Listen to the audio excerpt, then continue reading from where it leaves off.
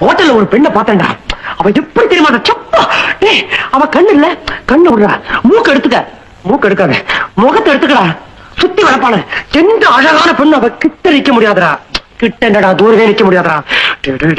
அவ்வளவு பிரமாதமா இருந்தாடா. இருக்கட்டுமே, அழகா இருக்கிறது அவ தப்பு இல்லையே. அப்படின்னா அப்பேற்பட்டவன் எங்க கூட பேசுறான், அதான் தப்புங்கிற. பேசுறது எப்படா தப்பாக முடியும்?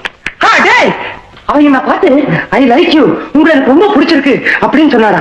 அப்புறம் ஏடா இதுல இருந்து அவளுக்கு என் மேல நல்ல பிரியம் இருக்குன்னு தெரியுதுல்ல? நிச்சயமா, நிச்சயமாடா, நிச்சயமா. அவ பிறந்த நாளைக்கு எனக்கு மாத்திரம் தான் அழைப்பு வச்சிருக்கான், பாக்கி எந்த பையனுக்கு அனுப்பல தெரியுமா? ராகவன் அவன் என்ன பார்த்து உங்களுக்கு கல்யாணம் ஆயிடுச்சா அப்படின்னு கேட்டாரா. கேட்டாளா?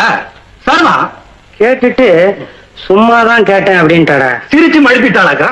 டேய் காலேஜ் ஒண்ணு இல்லன்னா பொழுது போற தெரியாம எவ்வளவு மணி நேரம் வேணும் உங்க கூட பேசிட்டு இருப்பேன் அப்படின்னு சொன்னாடா. சுந்தரா சந்தேகமே இல்ல. டேய் முக்கியமான விஷயம், ஒரு ஃப்ரெண்டோட ஹோட்டலுக்கு வந்துவா ஹேண்ட்பேக் இல்ல கைப்பை அதை மறந்து வச்சுட்டு அதுக்காக இன்னொரு தடவை வந்துட்டு போயிருக்காடா.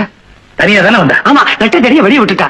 டேய் ராகவா, அதுக்கு என்னடா அர்த்தம்? அவ உன்னை தனியா சந்திக்கணும்ன்றதுக்காக வந்திருக்கா. ஏன் சந்திக்கணும்? உங்ககிட்ட பேசுறதுக்கு. ஏன் பேசணும்? அவளுக்கு ஒண்ணு ரொம்ப பிடிச்சு போச்சு. ஏன் பிடிச்சு போச்சு? யாரா அவன்?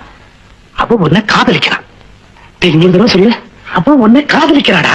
எழுதி கொடுறா. எனக்கு அப்படித்தாண்டா தோணுது. நிச்சயமா, நிச்சயமா, சந்தேகமே இல்லை.